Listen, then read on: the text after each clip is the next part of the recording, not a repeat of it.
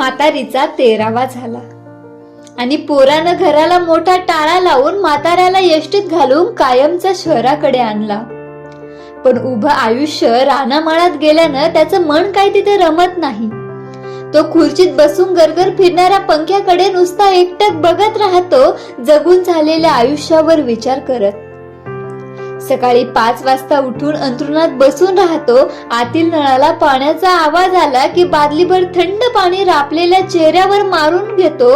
तसा तो 6 पासूनच चहाची वाट पाहत बाहेरच्या हॉलमध्ये टांगलेल्या घड्याळाकडे बघत बसून असतो. आतल्या बेडरूमचा दरवाजा उघडण्याची वाट बघत असतो. कित्येक वेळा तो हलणाऱ्या मानेने आत डोकावून बघतोही.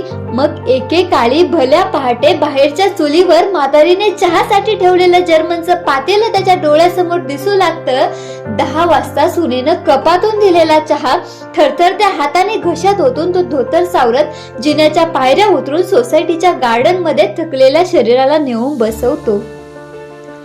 पलीकडून कानात हेडफोन घातलेली हाफ पॅन्ट वाली एक बाई तिच्या इंग्लिश कुत्र्याला रिकामं करायला घेऊन जाताना त्याला कोपऱ्यात दिसते.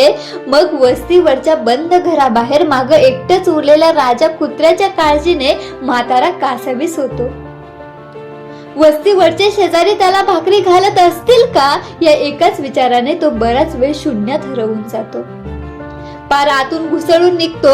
एकुलता एक नातू पार्किंग मध्ये आलेल्या स्कूल बसने जाताना बाबा बाय बाय अशी आरोळी देतो. तेव्हा मात्र जाड भिंगाचा चष्मा सावरत त्याचा थरथरता हात अलगत वर जातो आणि ऊर भरून येतो.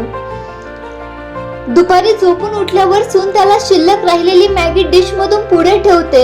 मग खाता खाता वस्तीवरच्या लिंबाच्या झाडाखाली उन्हाळ्यात म्हातारीने वाऱ्यावर शेवाळ्याचा साच मांडल्याचे आठवते. तसा तो म्हातारी गेल्यापासून प्रत्येक गोष्टीत तिला शोधू पाहतो.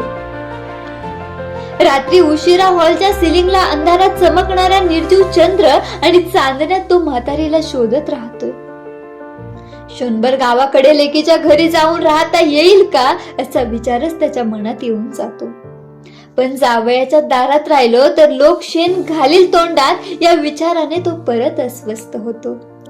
आणि म्हातारीच्या जीवघेण्या आठवणीने त्याचा उरलेला सांगाडा दिवस रात्र या कुशीवरनं त्या कुशीवर तळमळत राहतो.